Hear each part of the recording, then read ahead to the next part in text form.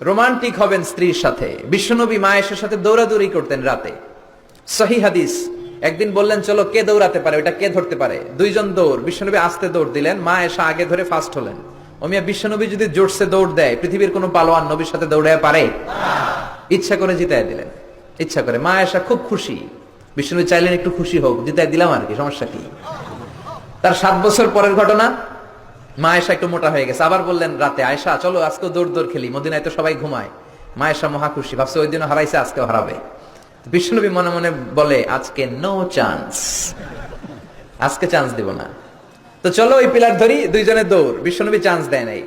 সাহাবারা বলতেন বিশ্বনবী যদি ঘোড়া হাঁকাতেন, জোরে ঘোড়া হাঁকালে 1-2 মিনিটের ব্যবধানে সাহাবারা বলতেন আমাদের ঘোড়াগুলো পিছনে থাকতো, সামনে দেখতাম আমরা শুধু ধোঁয়া আর ধোঁয়া।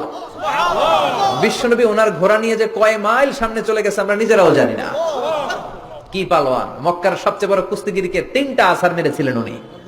ওনার এক হাতে ছিল জান্নাতি 40 জনের শক্তি, পড়েন সুবহানাল্লাহ। আয়েশা ভাবলেন আজকেও হারাবে। বিশ্বনবী মনে মনে বলে কি, নো চান্স, চলো দেই দৌড়। আজকে বিশ্বনবী চান্স দিলেন না, দৌড়ে আগে ধরে ফেললেন। মা আয়েশা রেগে আছে, হায় হায় পারলাম না। মহিলাদের মধ্যে রাগ করার একটা অভ্যাস আছে না নেই?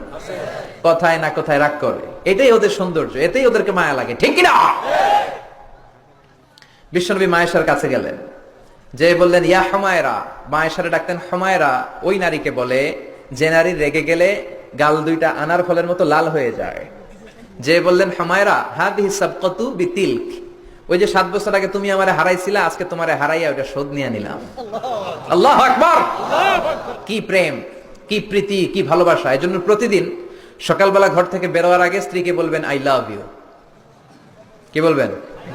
বলবেন না? মুরব্বীরা মনে মনে কয় না, কইতাম না। বললেন বললে ভালোবাসা বাড়াই দিবে কে? স্ত্রীর প্রশংসা করবেন। নারীরা প্রশংসা শুনতে চায়। আপনি 1000 টাকা দিয়ে যেটা করতে পারবেন না, যদি বলেন তোমার রান্না মজা হয়েছে, তুমি অনেক সুন্দরী, দেখবেন সব কাজ পানির মতো সহজ। যা বলবেন তাই করতেছে, ঠিকই না? যে সবাই মাথা নাড়ায়, মানে কমন পড়ছে। হাজারি সাহেব যাই বলবে কমন পড়বে, ওটা মানতে হবে, ঘরে ঢুকাইতে হবে, সাথে করে নিয়ে যাইতে হবে। এই ওয়াজ আমার মায়েরা, যাদের কানে আপনার কাছে আমার মাইকের আওয়াজ যায়, আপনারাও স্বামীকে শ্রদ্ধা করবেন, ভালোবাসবেন। খাদিজার মতো, আয়েশার মতো ফ্যামিলিটা জান্নাত করে দিবে কে? মনে রাখবেন আপনার বিবি চায় আপনার মুখ থেকে একটু প্রশংসা শুনতে। আপনার জন্য সাজগুজ করে, লিপস্টিক দেয়, চুলে বেনি পড়ে, সুন্দর শাড়ি পরে। সে চায় আপনার সাথে খুব সুন্দর একটা আচরণ করতে, আপনার কাছ থেকে চমৎকার আচরণ পেতে। কিন্তু একদিন আপনি বলেন না তোমার সুন্দর লাগে। এখন আপনার জায়গায় যদি আরেকজন বলে ভাবি আপনার সুন্দর লাগে, ভেজাল আছে না নাই? কথা বুঝার চেষ্টা করবেন। যেটা বলবেন আপনি, আপনার বিবি, মোহর দিয়ে আপনি তাকে রাজকুমারী করে ঘরে আনলেন, একদিনও বললেন না তুমি সুন্দরী, তুমি অনন্যা, তুমি সুস্নিগ্ধা, তুমি সুহাসিনী, সুকেশিনী, অসূর্যম পর্ষা, মেঘ কালো কেশ, কাজল কালো চুল, হরিণের মতো ডাগর ডাগর তোমার দুটি চোখ। একদিন আপনি বললেন না। বলে আপনার ছোট ভাই, ভাবি তোমার যে যা লাগতাছে, ভেজাল আছে না নাই?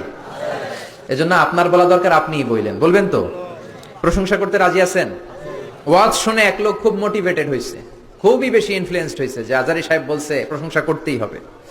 তো ওয়াজ শুনে বাড়িতে যাওয়ার পরে, এই গল্পটা করে আমি তাফসীর শুরু করব। বাড়িতে যাওয়ার পরে খাবার খেতে শুরু করেছে, গরুর গোশত দিয়ে খাচ্ছে।